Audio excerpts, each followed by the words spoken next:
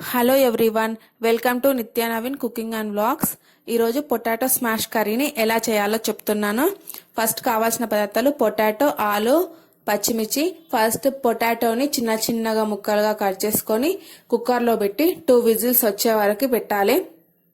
తర్వాత potato peel తీసేసి పక్కన పెట్టుకోవాలి.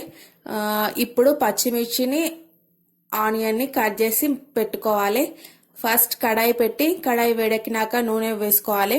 నూనె వేడెక్కిన తర్వాత పోసు దినుసులు వేసుకోవాలి. పోసు దినుసులు అయినాక ఇప్పుడు దాంట్లో ఉల్లిపాయలు వేయాలి.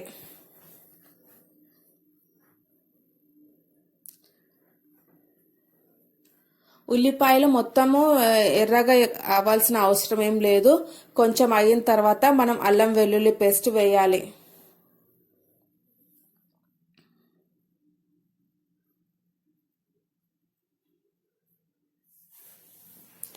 అల్లం వెల్లుల్లి పేస్ట్ వేసి బాగా కలుపుకోవాలి. తర్వాత దీంట్లో పసుపు, పచ్చిమిర్చి, కరివేపాకు ఒకదాని వెంబడి ఒకటి వేసుకొని కలుపుతుండాలి. పొటాటో స్మాష్ కర్రీకి ఆలు ఎక్కువనే పడుతుంది. తర్వాత ఆనియన్ కూడా కొంచెం ఎక్కువనే తీసుకోవాలి. ఆనియన్ ఎక్కువ తీసుకుంటేనే టేస్టీ ఉంటుంది.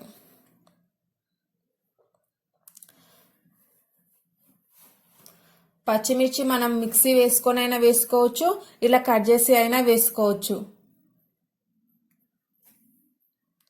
ఇప్పుడు పీల్ తీసిన ఆలుని పప్పు గుత్తితోని మొత్తం స్మాష్ చేసుకోవాలి.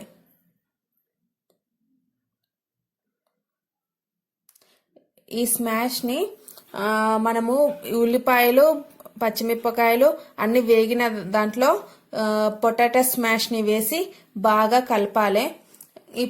దీంట్లో టేస్ట్కి తగినంత ఉప్పు, మనం ఇంతకుముందు కారం, పచ్చిమిరపకాయలు వేసుకున్నాము.